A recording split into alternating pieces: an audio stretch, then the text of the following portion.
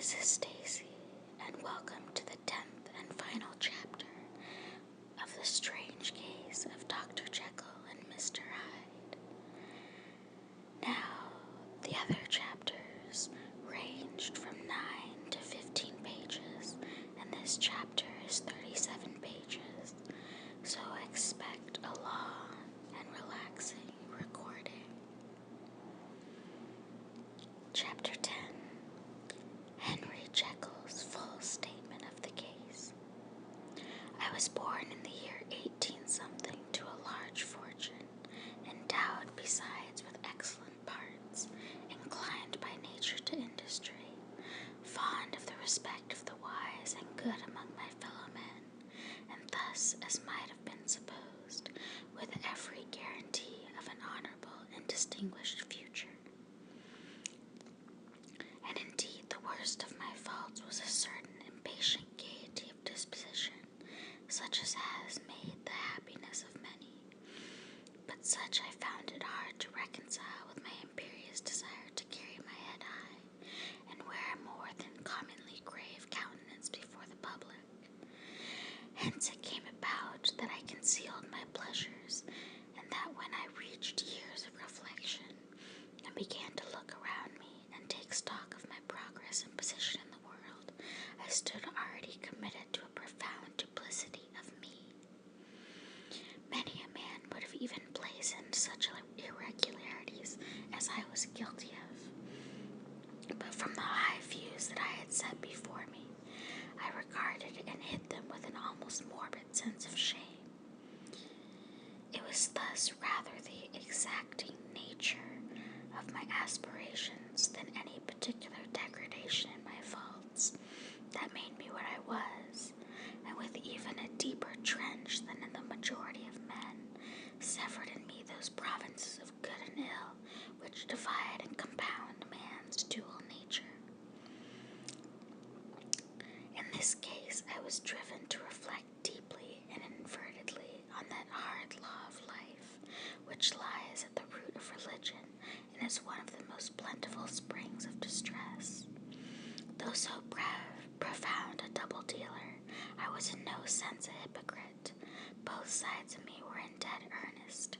I was no more myself when I laid aside restraint and plunged in shame than when I labored in the eye of day at the furtherance of knowledge or the relief of sorrow and suffering. And it chanced that the direction of my scientific studies, which led wholly towards the mystic and the transcendental, reacted and shed a strong light on this consciousness of the perennial war among my members. With every day, and from both sides of my intelligence, the moral and the intellectual, I thus drew steadily nearer to that truth, by whose partial discovery I have been doomed to such a dreadful shipwreck, that man is not truly one, but truly two. I say two, because the state of my own knowledge does not pass beyond that point. Others will follow, others will outstrip me on the same lines, and I hazard the guess that man will be ultimately known for a mere polity of multifarious, incongruous, and independent denizens. I, for my part, from the nature of my life, advanced infallibly in one direction, and in one direction only. It was on the moral side, and in my own person, that I learned to recognize the thorough and primitive duality of man. I saw that of the two natures that contended in the field of my consciousness, even if I could rightly be said to be either, it was only because I was radically both, and from an early date, even before the course of my scientific discoveries had begun to suggest the most naked possibility of such a miracle, I had learned to dwell with pleasure as a beloved daydream on the thought of the separation of these elements. If each, I told myself, could be housed in separate identities, life would be relieved of all that was unbearable. The unjust might go his way, delivered from the aspirations and remorse of his more upright twin, and the just could walk steadfastly and securely on his upward path, doing the good things in which he found his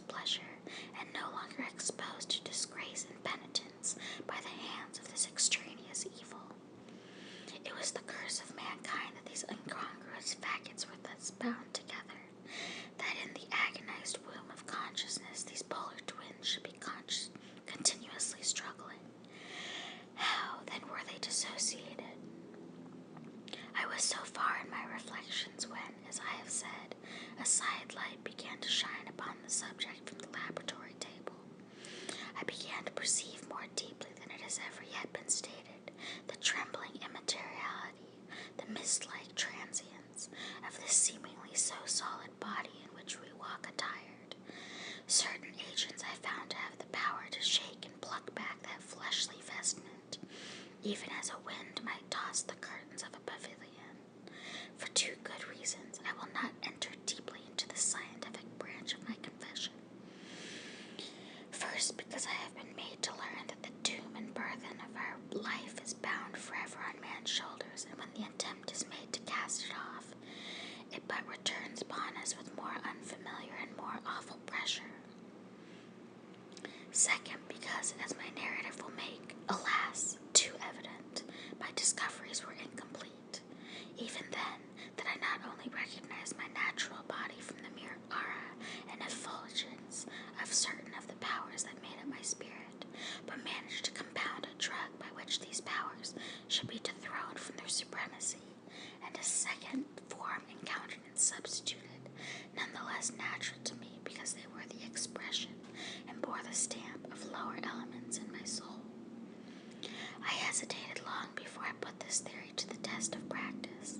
I knew well that I risked death for any drug that so potently controlled and shook the very fortress of identity might, by the least scruple of an overdose or at the least inopportunity in the moment of exhibition, utterly blot out that immaterial tabernacle which I looked to it to change. But the temptation of a discovery so singular and profound at last overcome the suggestions of alarm. I had long since prepared my tincture. I purchased at once from a firm of wholesale chemists a large quantity of a particular salt, which I knew, from my experiments, to be the last ingredient required, and late one accursed night I compounded the elements, watched them boil and smoke together in the glass, and when the ebullition had subsided, with a strong glow of courage, drank off the potion. The most racking pangs succeeded, a grinding in the bones, deadly nausea, and a horror of the spirit that cannot be exceeded at the hour of birth or death. Then these agonies began swiftly to subside, and I came to myself as if out of a great sickness. There is something strange in my sensations, something indescribably new, and from its very novelty, incredibly sweet. I felt younger, lighter, happier in body. Within I was conscious of a heady recklessness, a current of disordered sensual images running like a mill race in my fancy, a solution of the bonds of obligation, an unknown but not an innocent freedom of the soul. I knew myself at the first breath of this new life to be more wicked, tenfold more wicked, sold a slave to my original evil, and the thought in that moment braced and delighted me like wine. I stretched out my hands, exulting in the freshness of these sensations, and in the act I was suddenly aware that I had lost in stature. There was no mirror at that date in my room. That which stands beside me as I write was brought there later on, and for the very purpose of these transformations. The night, however, was far gone into the morning. The morning, black as it was nearly ripe for the conception of the day. The inmates of my house were locked in the most rigorous hours of slumber, and I determined, flushed as I was with hope and triumph, to venture in my new shape as far as to my bedroom. I crossed the yard wherein the constellations looked down upon me. I could have thought with wonder, the first creature of that sort, that their unsleeping vigilance had yet disclosed to them. I stole through the corridors, a stranger in my own house, and coming to my room, I saw for the first time the appearance of Edward Hyde. I must here speak by theory alone, saying not that which I know, but that which I suppose to be most probable. The evil side of my nature, to which I had now transferred the stamping efficacy, was less robust and less developed than the good which I had just deposed. Again, in the course of my life, which had been, after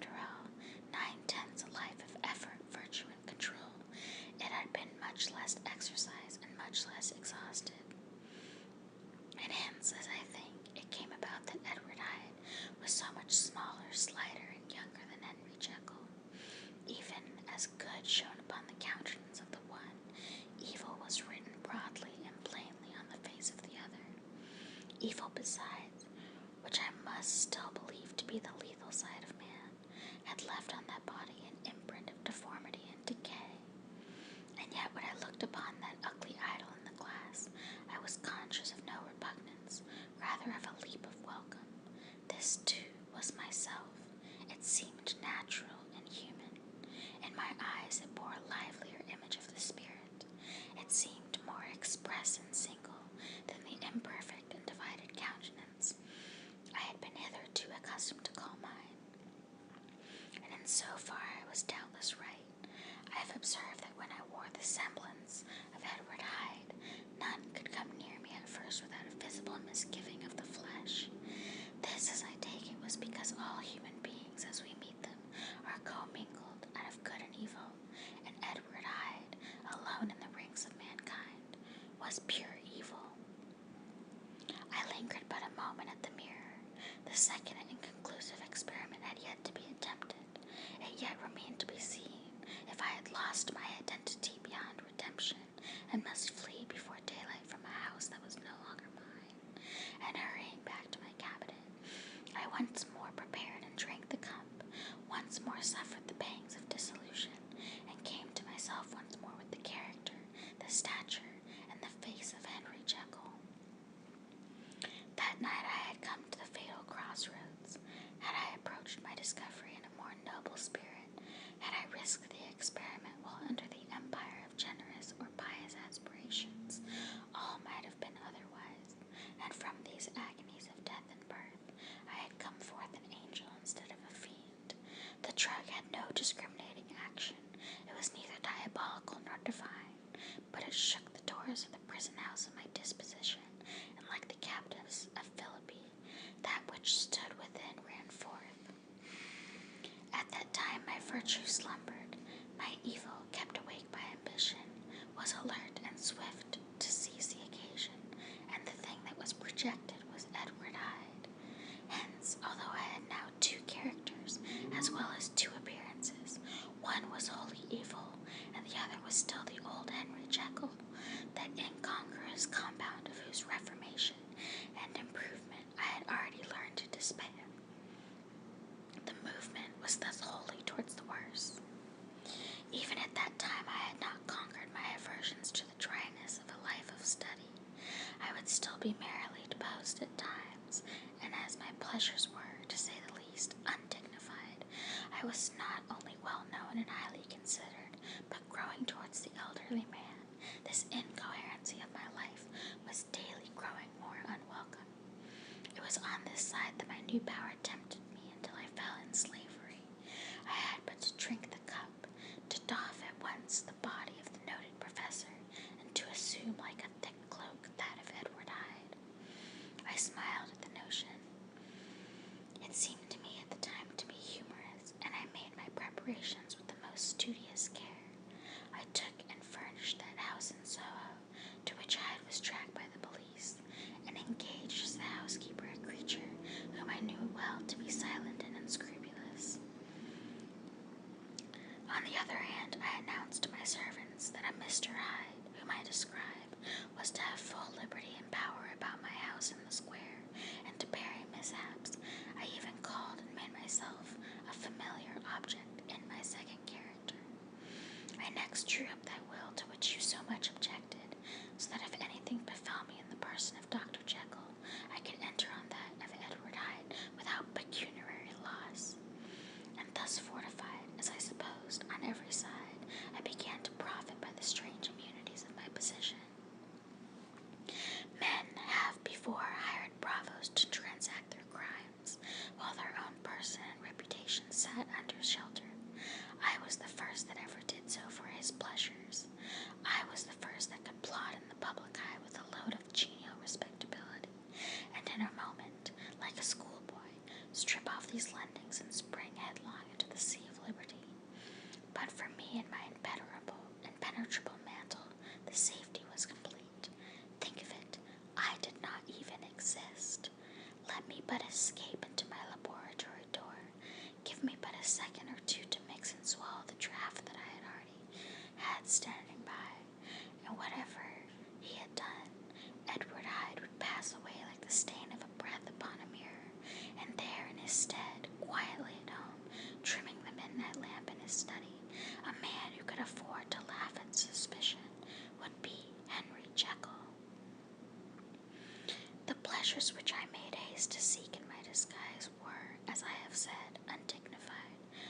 scarce use a harder term. But in the hands of Edward Hyde, they soon began to turn towards the monstrous. When I would come back from these excursions, I was often plunged into a kind of wonder at my vicarious depravity. This familiar that I called out of my own soul and set forth alone to do his good pleasure was a being inherently malign and villainous. His every act and thought centered on self, drinking pleasure with bestial avidity from any degree of torture to another, relentless like a man of stone. Henry Jekyll stood at times aghast before the acts of Edward Hyde, but the situation was apart from ordinary laws and insidiously relaxed the grasp of conscience. It was Hyde, after all, and Hyde alone that was guilty. Jekyll was no worse. He woke again to his good qualities seemingly unimpaired. He would even make haste, where it was possible, to undo the evil done by Hyde, and thus his conscience slumbered. Into the details of the infamy at which I thus connived, for even now I can scarce grant that I committed it, I have no design of entering. I mean but to point out the warnings and the successive steps with which my chastisement approached. I met with one accident which, as it brought on no consequence, I shall no more than mention. An act of cruelty to a child aroused against me the anger of a passer-by, whom I recognized the other day in the person of your kinsman.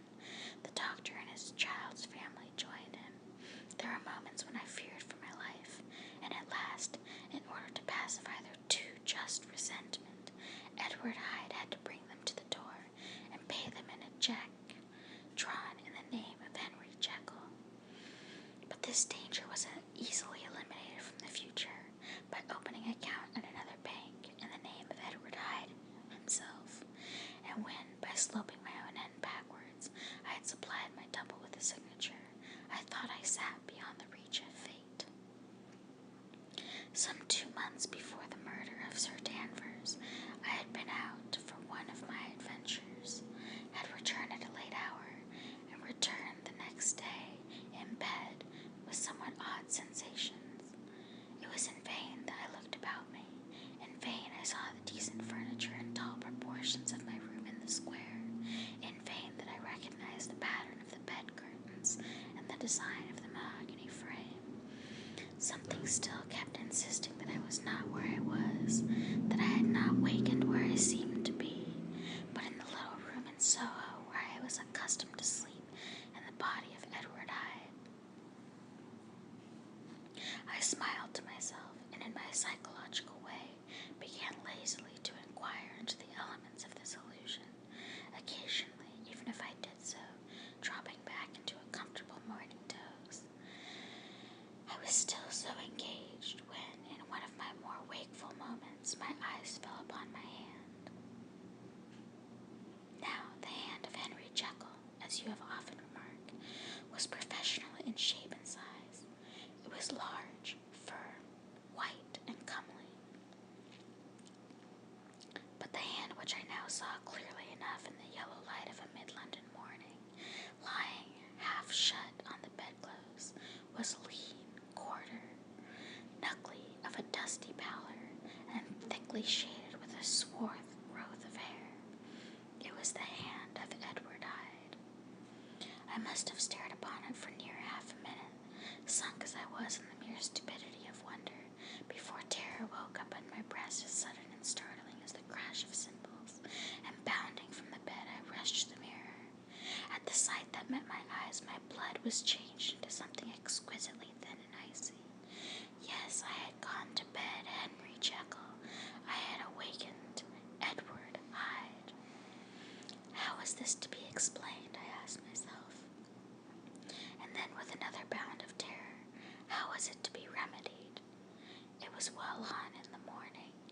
The servants were up. All my drugs were in the cabinet.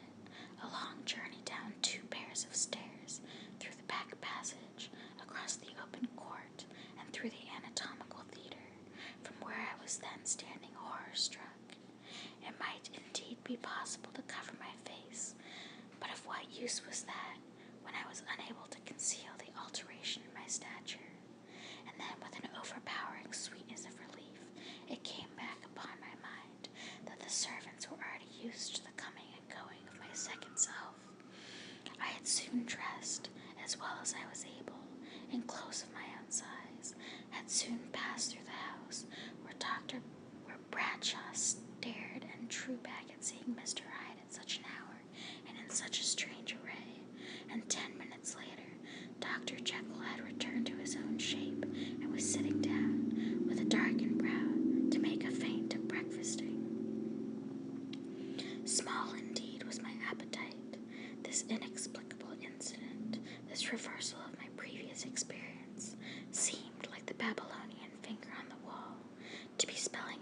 waters of my judgment, and I began to reflect more seriously than ever before on the issues and possibilities of my double existence. That part of me which I had the power of projecting had lately been much exercised and nourished. It had seemed to me of late as though the body of Edward Hyde had grown in stature, as though, when I wore that form, I were conscious of a more generous tide of blood. I began to spy a danger that, if this were much prolonged, the balance of my nature might be permanently overthrown, the power of voluntary change be forfeited, and the character of Edward Hyde became irrevocably mine. The power of the drug had not been always equally displayed. Once, very early in my career, it had totally failed me. Since then I have been obliged on more than one occasion to double, and once, with infinite risk of death, to treble the amount, and these rare uncertainties had cast hitherto the sole shadow on my contentment.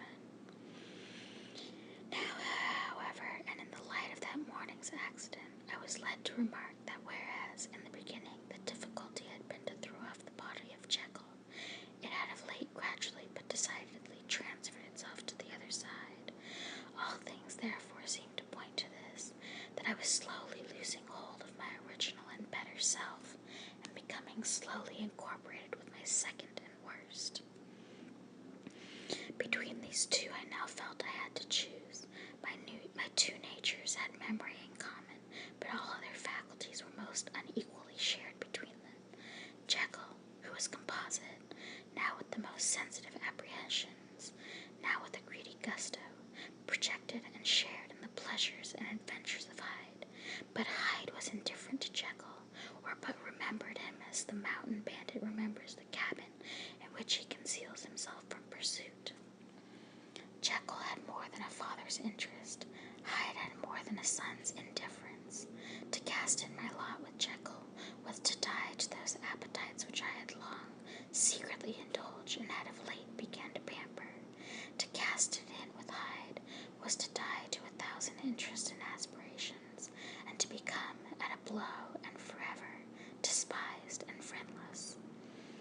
The bargain might appear unequal, but there was still another consideration in the scales, for while Jekyll would suffer smartingly in the fires of abstinence, Hyde would not be even conscious of all that he had lost. Strange as my circumstances were, the terms of this debate are as old and commonplace as man. Much the same inducements and alarms cast the die for any tempted and trembling sinner, and it fell out with me, as it falls with so vast a majority of my fellows, that I chose the better part, and was found wanting in the strength to keep to it. Yes, I preferred the elderly and discontented doctor, surrounded by friends and cherishing honest hopes, and bade a resolute farewell to the liberty, the comparative youth, the light step, leaping impulses, and secret pleasures that I had enjoyed in the disguise of Hyde.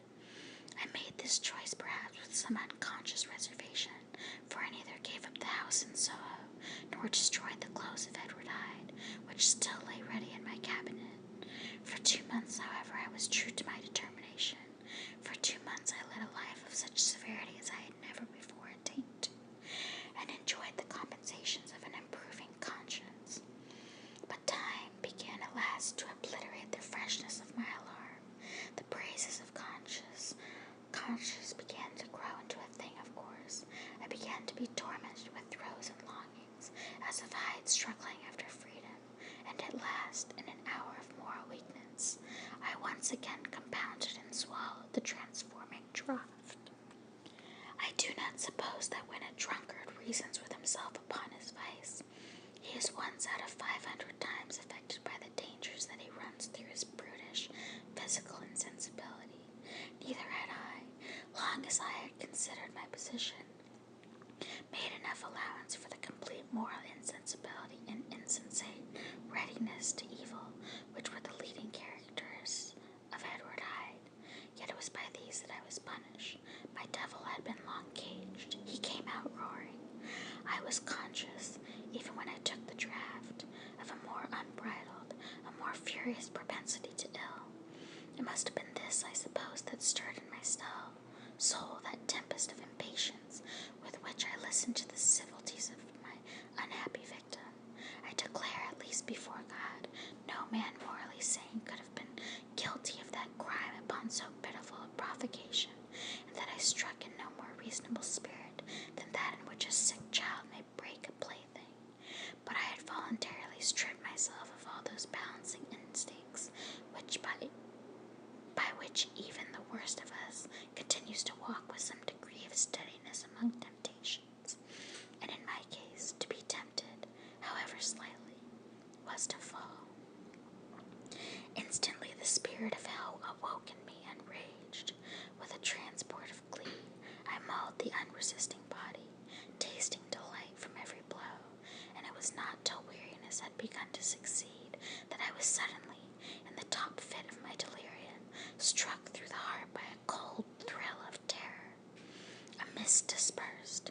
I saw my life to be forfeit, and fled from the scene of these excesses, at once glorying and trembling, my lust of evil gratified and stimulated, my love of life screwed to the topmost peg. I ran to the house in Soho, and to make assurance doubly sure, destroyed my papers. Thence I set out through the lamplit streets in the same divided ecstasy of mind, gloating on my crime, light-headedly devising others in the future, and yet still hastening and still hearkening in my wake for the steps of the avenger. Hyde had a song upon his lips as he compounded the draught, and as he drank it, pledged the dead man. The pangs of transformation had not done tearing him before Henry Jekyll, with streaming tears of gratitude and remorse, had fallen upon his knees and lifted his clasped hands to God. The veil of self-indulgence was rent from head to foot. I saw my life as a whole. I followed it up from the days of childhood, when I had walked with my father's hand, and through the self-denying toils of my professional life, to arrive again and again, with the same sense of unreality, at the damned doors of the evening. I could have screamed aloud. I sought with tears and prayers to smother down the crowd of hideous images and sounds with which my memory swarmed against me. And still, between the petitions, the ugly face of my iniquity stared into my soul. As the acuteness of this remorse began to die away, it was succeeded by a sense of joy. The problem of my conduct was solved. Hyde was thenceforth impossible, whether I would or not, and I was now confined to the better part of my existence, and oh, how I rejoiced to think of it! With what willing humility I embraced anew the restrictions of natural life, with what sincere renunciation I locked the door by which I had so often gone and come, and ground the key under my heel. The next day came the news that the murder had not been overlooked, that the guilt of Hyde was patent to the world, and that the victim was a man high in public estimation. It was not only a crime, it had been a tragic folly. I think I was glad to know it. I think I was glad to have my better impulses thus buttressed and guarded by the terrors of the scaffold. Jekyll was now my city of refuge. Let but Hyde peep out an instant, and the hands of all men would be raised to take and slay him. I resolved in my future conduct to redeem the past, and I can say with honesty that my resolve was fruitful of some good. You know yourself how earnestly in the last months of the last year I labored to relieve suffering. You know that much was done for others, and that the days passed quietly, almost happily for myself. Nor can I truly say that I wearied of this beneficent and innocent life. I think instead that I daily enjoyed it more completely, but I was still cursed with my duality of purpose, and as the first edge of my penitence wore off, the lower side of me, so long indulged, so recently chained down, began to growl for license. Not that I dreamed of resuscitating Hyde. The bare idea of that would startle me to frenzy. No, it was in my own person that I was once more tempted to trifle with my conscience, and it was as an ordinary secret sinner that I at last fell before the assaults of temptation.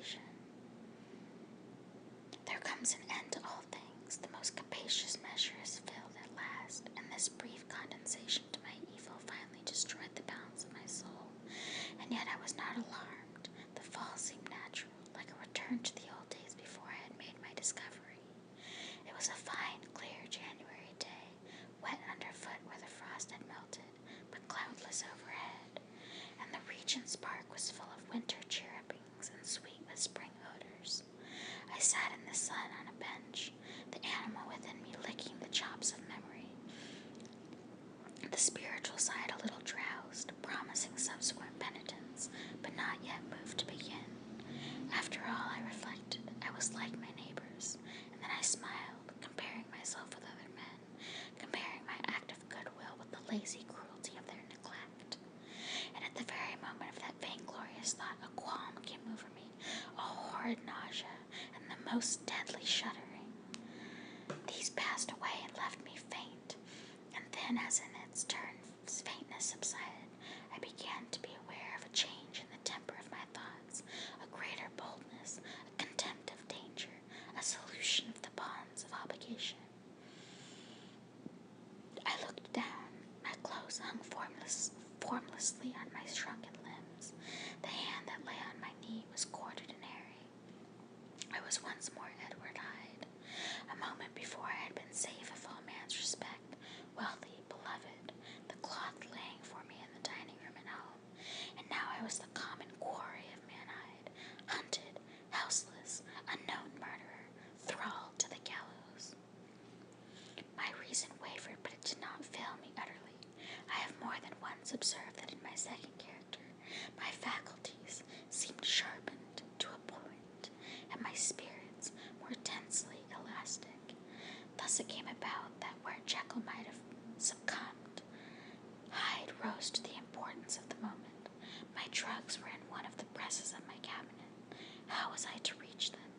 That was the problem that, crunching my temples and my hands, I set myself to solve.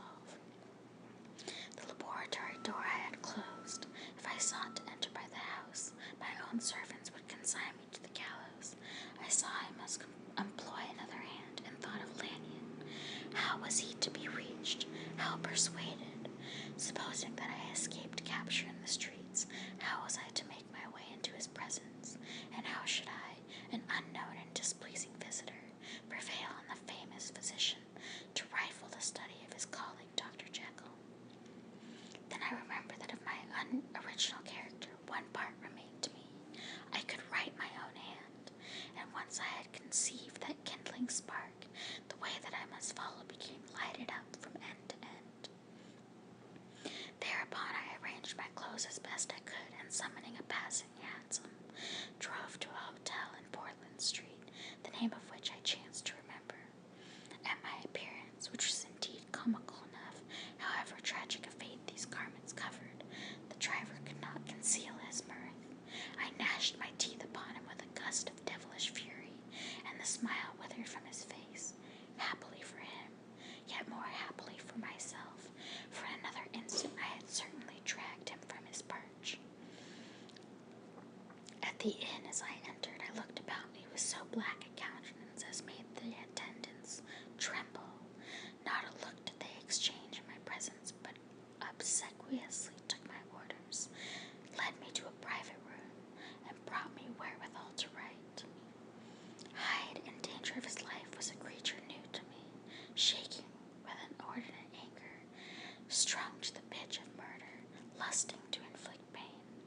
Yet the creature was astute, mastered his fury with a great effort of the will, composed 2 important letters, one to Lanyon and one to Poole, and that he might receive actual evidence of their being posted, sent them out with directions that they should be registered. Thenceforward he sat all day over the fire in the private room, gnawing his nails. There he dined, sitting alone with his fears, the waiter visibly quailing before his eye. And thence, when the night was fully come, he set forth in the corner of a closed cab, and was driven to and fro about the streets of the city. He, I say, I cannot say I, that child of hell had nothing human, nothing lived in him but fear and hatred. And when at last, thinking the driver began to grow suspicious, he discharged the cab and ventured on foot, attired in his misfitting clothes, an object marked out for observation, into the midst of the nocturnal passengers,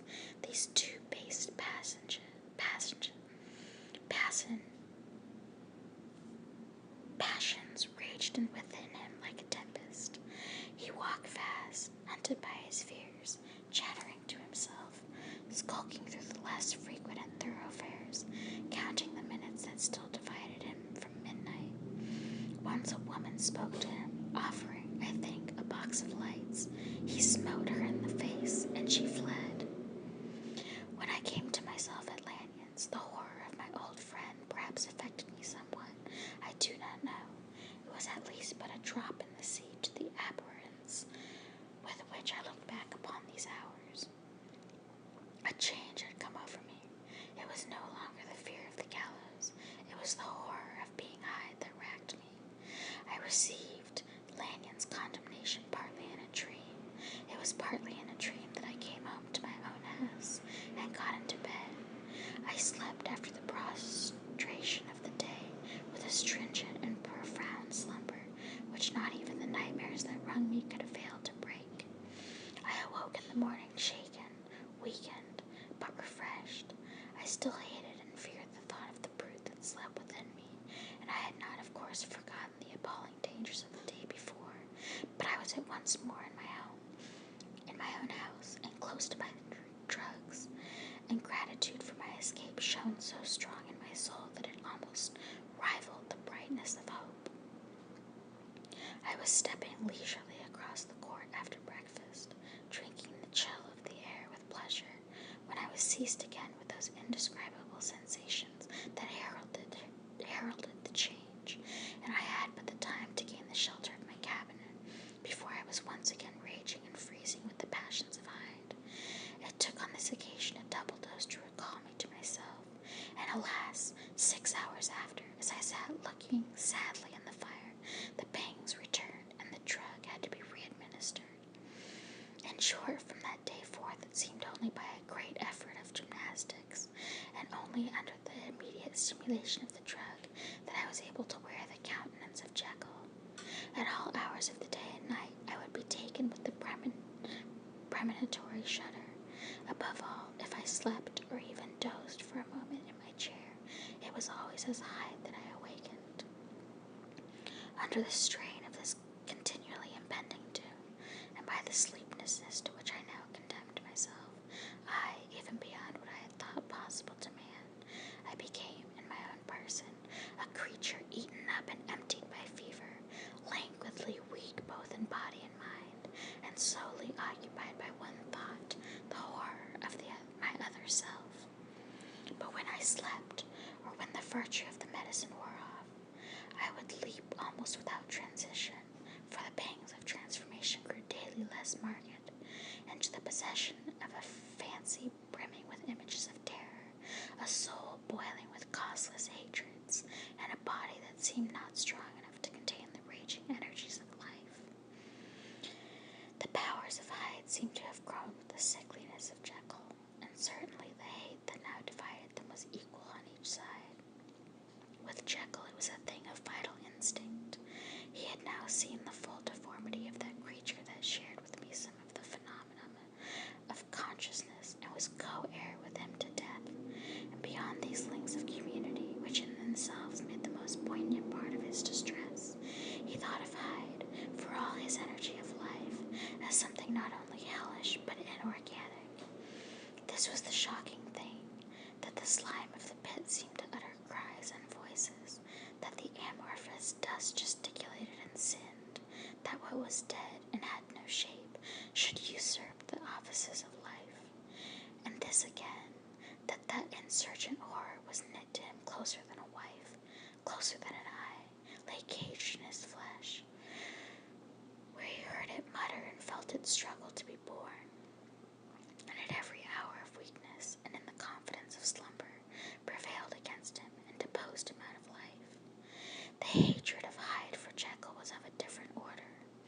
His terror of the gallows drove him continuously to commit temporary suicide, and return to his subordinate station of a part instead of a person. But he loathed the necessity. He loathed the despondency into which Jekyll was now fallen, and he resented the dislike with which he was himself regarded.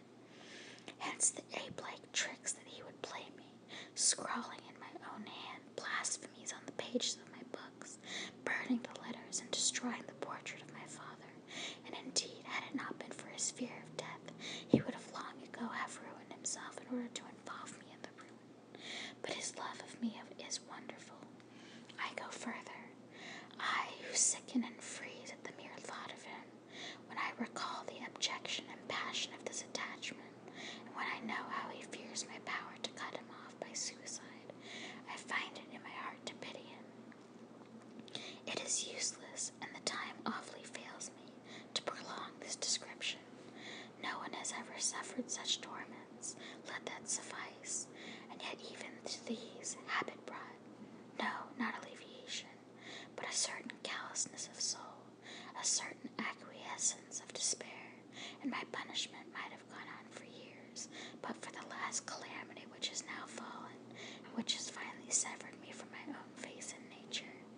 My provision of the salt, which had never been renewed since the date of the first experiment, began to run low.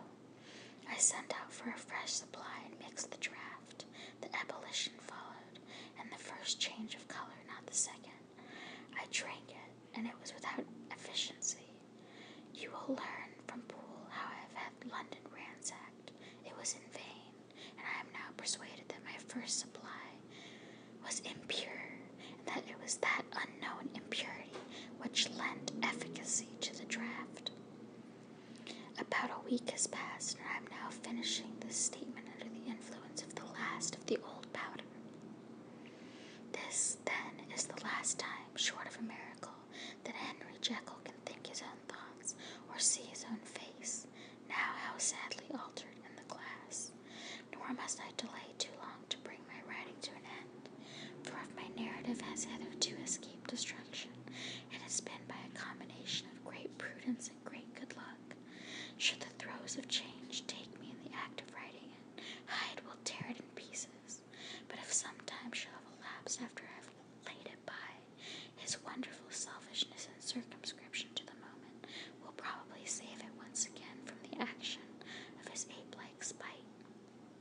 And indeed the doom that is closing on us both has already changed and crushed him. Half an hour from now, when I shall again and forever re-into that hated personality, I know how I shall sit shuddering and weeping in my chair, or continue with the most strained and fear-struck ecstasy of listening, to pace up and down this room, my last earthly refuge, and give ear to every sound of menace. Will Hyde die upon the scaffold, or will he find courage to release himself at the last moment? God knows I am